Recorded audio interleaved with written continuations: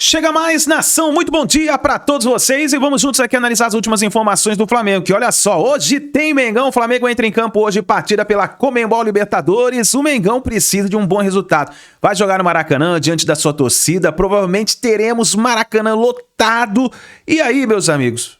Vamos pro palpite hoje, hein? Quem vence essa partida entre Flamengo e Internacional? Vamos dar o palpite, hein? Já vai fazendo o seguinte, vai colocando nos comentários aí o seu palpite, ó. Tem o João Guilherme falando aí sobre o novo estádio do Flamengo. Para muitos que não acreditavam que não teria estádio, olha, tem uma notícia muito importante que a gente vai analisar aqui no nosso canal e também sobre o patrocínio master do Flamengo. O Flamengo está muito próximo de assinar o maior patrocínio da história do Flamengo, exatamente. Tem detalhes importantes aqui, o Vene Casagrande falando sobre isso e vamos analisar a provável escalação do Flamengo para a partida de hoje contra o Internacional. Mas faz o seguinte, dá aquela moral, deixa o seu like, se você não é inscrito aqui no canal Meu Mengão React, se inscreva e ative o sininho das notificações, coloque o seu palpite nos comentários de qual cidade você acompanha nossos vídeos. Créditos, canal João Guilherme, Vene Casagrande e ESPN, link na descrição, bora para as notícias do Flamengo. Do estádio do Flamengo. E eu tô falando do Maracanã. É isso aí. Nesta segunda-feira, aconteceu na sede da Gávea uma reunião do Conselho Deliberativo. E a diretoria do Flamengo apresentou todo um estudo mostrando o que está acontecendo no Maracanã. Minha gente, o Maracanã, em 6 meses esse ano, já faturou mais do que o ano inteiro passado. Ou seja, a arrecadação do Maracanã será recorde. Muita coisa está sendo feita no Maracanã e o Maracanã está virando cada vez mais também uma fonte de renda, uma máquina de dinheiro para o Flamengo. Maracanã que era um prejuízo em muitas oportunidades. E isso aí mudou. Então vamos entrar nesse assunto, porque eu sei que vai te interessar. Gente, mais uma vez eu falo, não é aquela história de que não vai construir o estádio. Ah, não vamos construir o estádio do Flamengo, não quero o estádio do Flamengo. Mas não precisa ter pressa para construir o estádio do Flamengo. Vocês estão prestando atenção nesse detalhe? Para que pressa? Tem o Maracanã, que está sendo melhorado. A experiência, inclusive, vocês podem dizer aqui no nosso chat se a experiência de ir ao Maracanã está melhor ou não. Digam aqui, deem seus depoimentos. O Maracanã sempre teve uma ligação muito forte com o Flamengo. Então, não há pressa, não há assodamento. Temos que fazer de qualquer maneira e entregar em 2029 de qualquer jeito. Não é assim. Até porque não precisa, está provado. O Flamengo tem lugar para jogar, que está cada vez melhor e que vai administrá-lo até 2044, promovendo melhorias e ganhando dinheiro com o Maracanã. Você sempre não ouviu aquela história de que o Maracanã dá prejuízo, o Maracanã é isso, é aquilo, a operação acaba não funciona, não é um bom negócio. O Maracanã passou a ser um bom negócio para o Flamengo, por tudo isso que está sendo colocado na matéria. E na reunião de hoje do Conselho Deliberativo do Flamengo, isso aí foi apresentado para os conselheiros. Existe um Maracanã que se tornou algo positivo para o Flamengo, que está sendo trabalhado para ficar ainda melhor para o Flamengo, né? Que é o sócio majoritário nesse consórcio que administra o Maracanã. O Paulo Dutra falou ali, 65% é do Flamengo, 35% é do Fluminense. Então, o Maraca está virando mais uma fonte de renda enorme para o Flamengo. Vocês veem aí as rendas, os públicos, né?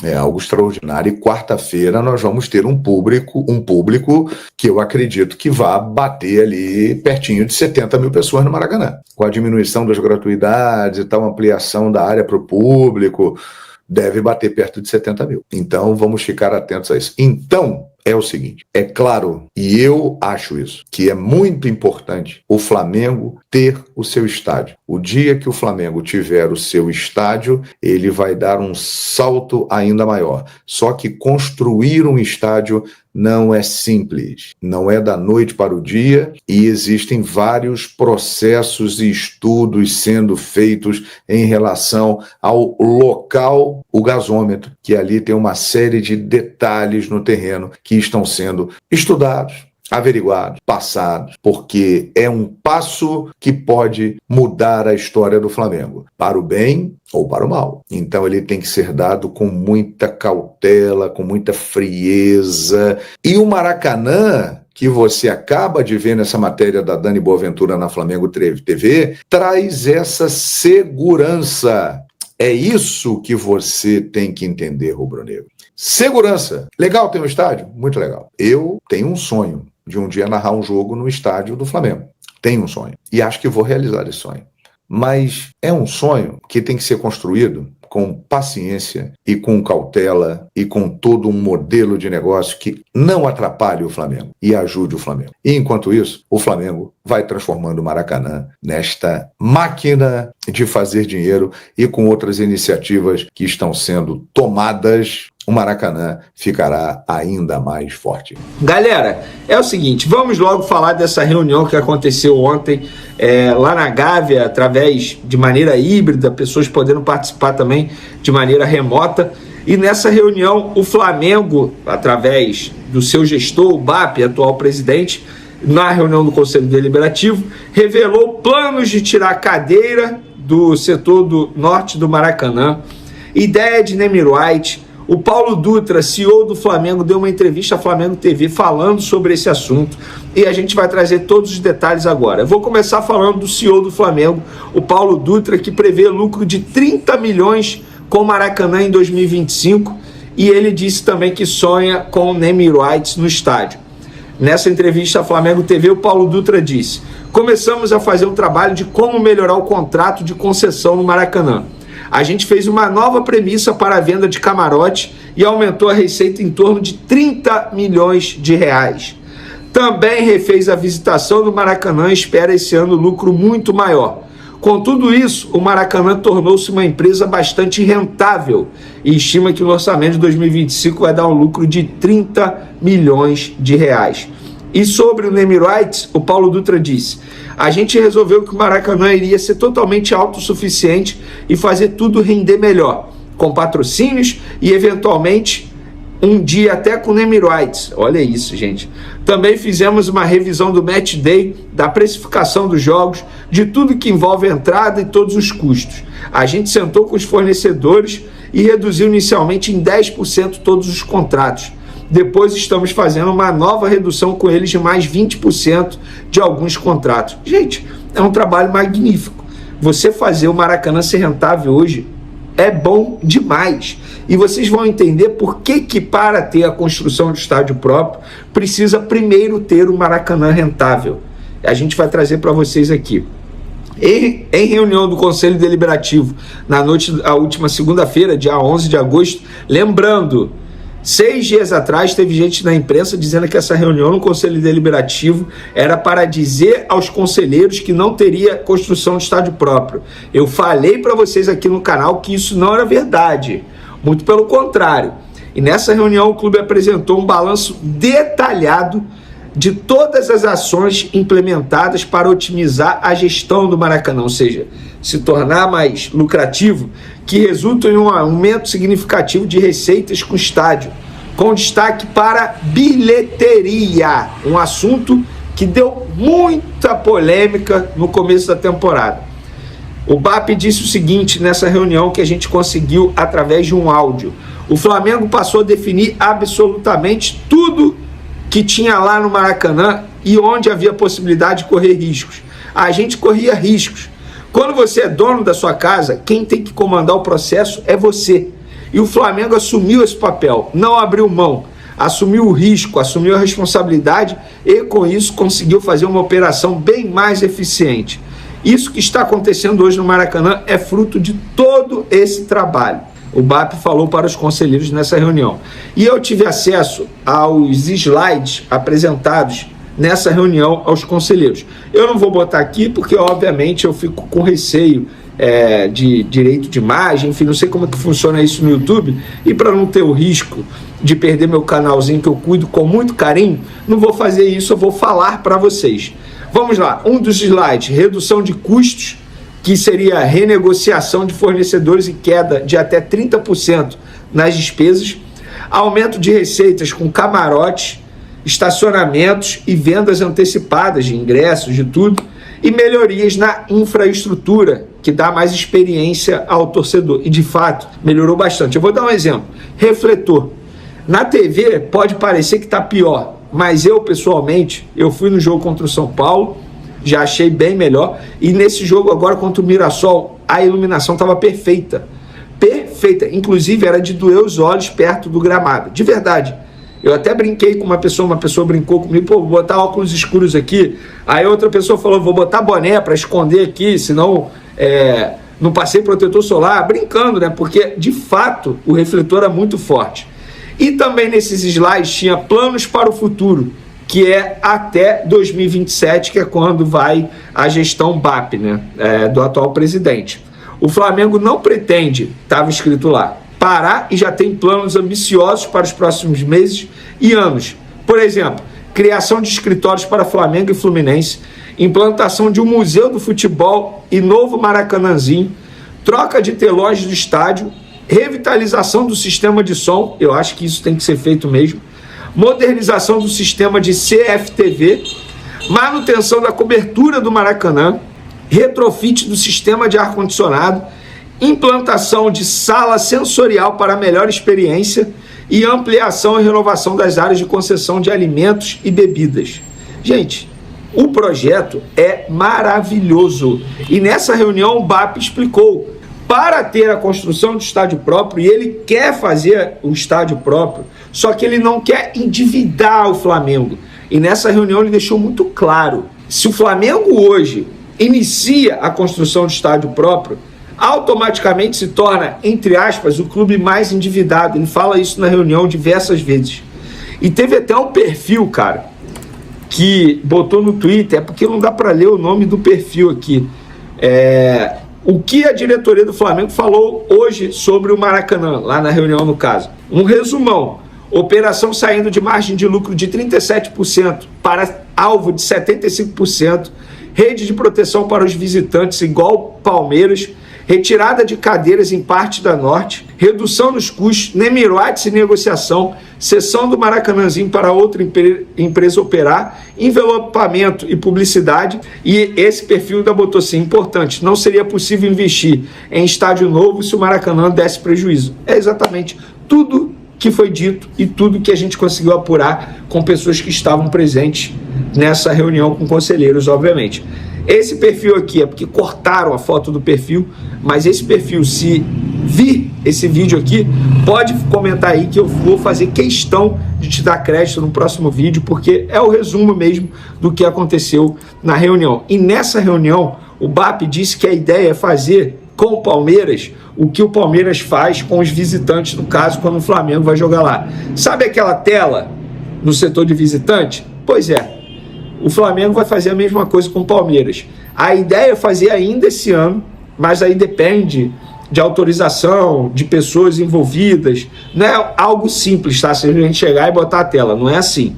Mas o Flamengo tem sim essa intenção, e se não for esse ano, vai acontecer a partir da próxima temporada, com certeza. Isso ficou muito claro na reunião. Então, gente, assim, o Flamengo já é enorme com esse projeto aí, e assim, todo mundo elogiando a reunião do Conselho Deliberativo.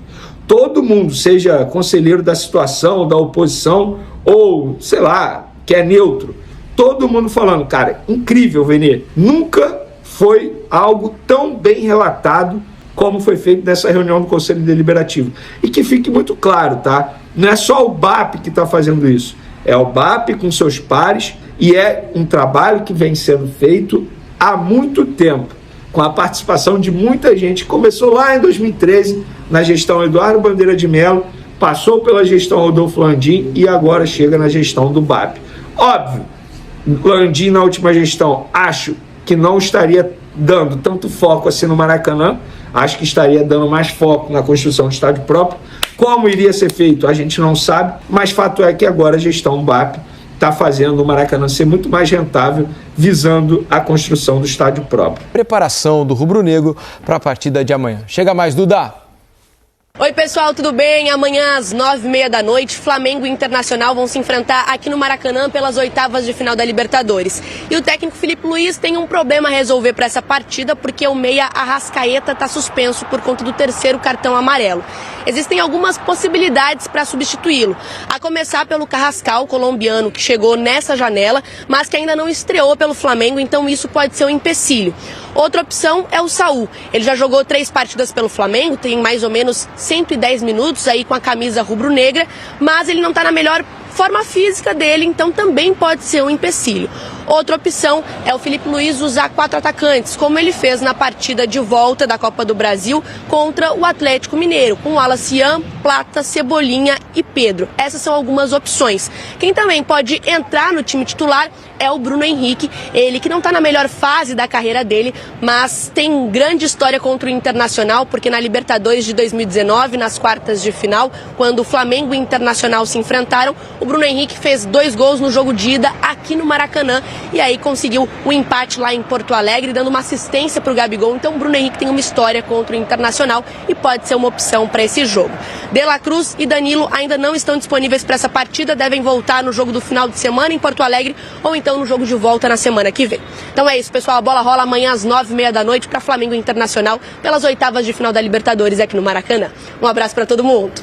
Valeu, Duda. Obrigado pelas informações. Aí as informações do Flamengo para esse grande jogo que a gente vai ter amanhã, duelo de brasileiros, Flamengo e Internacional. Vamos, fala, Mussu. Não ia falar. Ia colocar o campinho aqui, mas pode falar. Então põe. Não, ia falar sobre a escalação. Então vamos muito aproveitar. Melhor visualizando o campinho. Então vamos fazer isso. Vamos aproveitar, colocar aqui o campinho, né, com a provável escalação do Flamengo para esse jogo de amanhã no Maracanã. O time deve ter Rossi no gol. Aí a dúvida é na lateral direita, né? Varela ou Emerson Royal. Os 2 zagueiros que estão disponíveis no momento, né?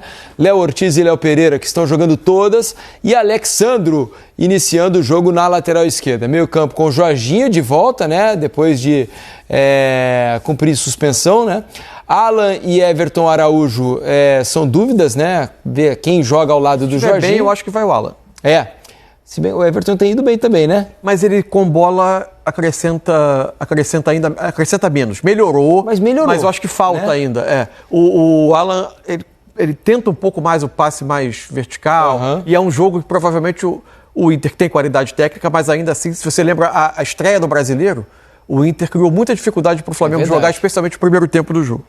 Aí a linha de meias, né? O Plata como um ponta pelo lado direito, o Lino pela esquerda, Luiz Araújo mais por dentro. No ataque, mas eu acho que é o contrário. Se jogar essa formação, eu acho que é o contrário. O Plata por dentro. E aí eu acho que o Plata vira o substituto do Arrascaeta. Quais são as questões aí? Tem algumas implicações, é o que eu ia falar naquele momento, que são algumas implicações dessa substituição do Arrascaeta. Se for essa escolha, eu acho que é o Luiz Araújo partindo da direita, com o Plata sendo talvez o substituto do Arrascaeta. O Felipe já usou mais vezes o Plata por dentro como esse segundo atacante do que o Luiz Araújo, que eventualmente até fez o trabalho. O Saúl, o Felipe até esclareceu numa entrevista, ele vê o Saúl nesse momento como um meia fazendo o que o Gerson fazia, da direita para dentro. É que ele não está fisicamente ideal, mas se for o Saúl também partindo da direita, eu também acho que o Plata se move para dentro. Qual é a questão só de tirar o Plata dali? Se jogar o Emerson Royal, que aparentemente hoje é preferencialmente o titular, mas como o Varela dá uma certa garantia de um nível de atuação, ele vai jogar muitas partidas, até porque a quantidade de jogos é grande, o Emerson Royal com o Plata viraram uma outra arma importante do Flamengo, porque o entendimento deles pelo lado direito foi muito bom. A forma como eles passaram a combinar jogadas, um passa, o outro vem por dentro, um abre, quando se é o Plata que abre, o Emerson Royal passa um pouco mais por dentro, mas muitas vezes o oposto, e isso gerou muitas possibilidades de jogada do Flamengo pelo lado direito. A ver se, sendo o Luiz Araújo por ali, se o Flamengo perde algo, ou se a gente vai ser surpreendido e joga o Luiz Araújo por dentro. Isso tudo considerando que a gente não tem visto os treinos, porque entre tantas possibilidades que o Carrascal oferece em termos de posição, muita coisa que se imaginava, uma das coisas que se imaginava na chegada dele é ele como substituto do Arrascaeta, né? Como meio ofensivo que o Flamengo não tem no elenco. Sim. Mas a gente não sabe como está o nível de treinamento dele, como ele chegou. E se o Felipe acha bem que ou não, um jogo como esse, tão importante para definir no mata-mata, num jogo de 180 minutos, ele entrar já com ele nesse primeiro jogo, se ele acha que é precoce. Aí é uma coisa que a gente não tem muito como ter o termômetro. O Bruno Henrique não está à disposição? O Bruno Henrique, boa Porque eu estava procurando notícias que não achei nada que dissesse que o Bruno não está à disposição. Vocês acham impossível o Bruno Henrique começar e não o Pedro? Não. Porque o Pedro também não tem conseguido dar muitas respostas, né? Eu fiquei pensando se talvez o Bruno Henrique, estando à disposição, não pudesse iniciar esse jogo também ali como centroavante, né? Estou procurando aqui também, mas... Não achei nenhuma notícia sobre o Bruno Henrique. Como é que você imagina que vai ser esse Flamengo aí? E o que você faria, Alex, se fosse o treinador, pensando no jogo e nas características do Internacional, especialmente que vem mostrando nas últimas rodadas? Eu acredito, o fato de pressionar o Inter, óbvio, ele tem, de certa forma... O Inter ele vai ter que ter o cuidado mais especial, naturalmente, com o Alan Patrick. Então, essa questão de jogar o Everton, Araújo ou o Alan, eu acho que deve jogar o Alan também, nesse sentido. E esses 4 da frente, eu vejo o Pedro entrando ainda, né? Porque nos últimos jogos também ele não tem colocado o Bruno Henrique, se for ver assim, nessa ideia de um time para esse tipo de momento. E não tendo o Arrascaeta... o Plata que deve fazer eu acho que é o que melhor pode fazer essa função ali por trás do Pedro, né? Então, eu não acredito que ele colocaria Bruno Henrique e Plata. Eu acredito que não.